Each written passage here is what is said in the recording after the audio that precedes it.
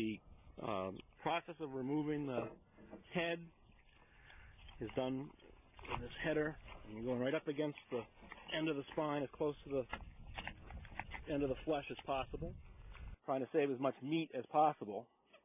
And the heads were literally discarded, not to be used for bait or anything else. The mittens that I'm wearing are wool, and they actually work very well for grabbing a codfish. They give you just enough grip to hang onto it. They were kept oiled a little bit, and very soft and subtle, and they actually wash pretty well. You wouldn't think they would, but they do. Now I'm going to move it over to the other operation, which is the splitting. And there would have been a different man at each of these stations, and someone on the other side of the table would have been the header, actually. So there's 3 different tasks going on at the table. And you would start by trying to cut the vertebrae from the spine right down the back.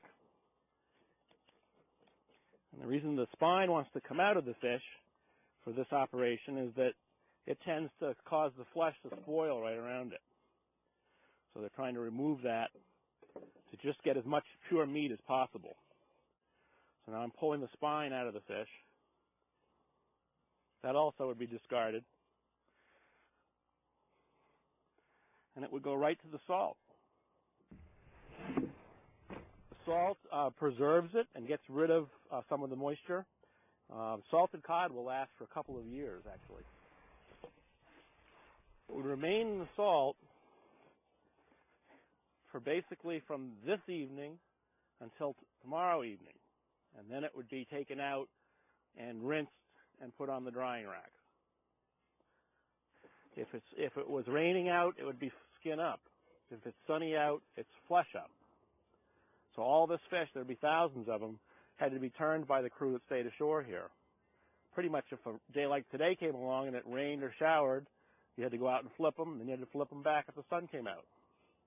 Once they really got dry, they were stacked in round circling mounds on the beach, and they were covered with, the top layer of them would have the fish skins out, just like shingles on a roof.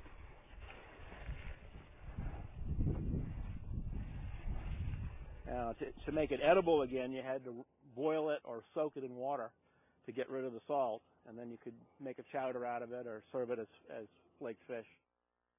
Friends of Colonial Pemaquid is an all-volunteer, non-profit organization founded to help the Maine State Bureau of Parks, Lands, and Conservation with educational programs and projects at its historic site in Pemaquid, Maine.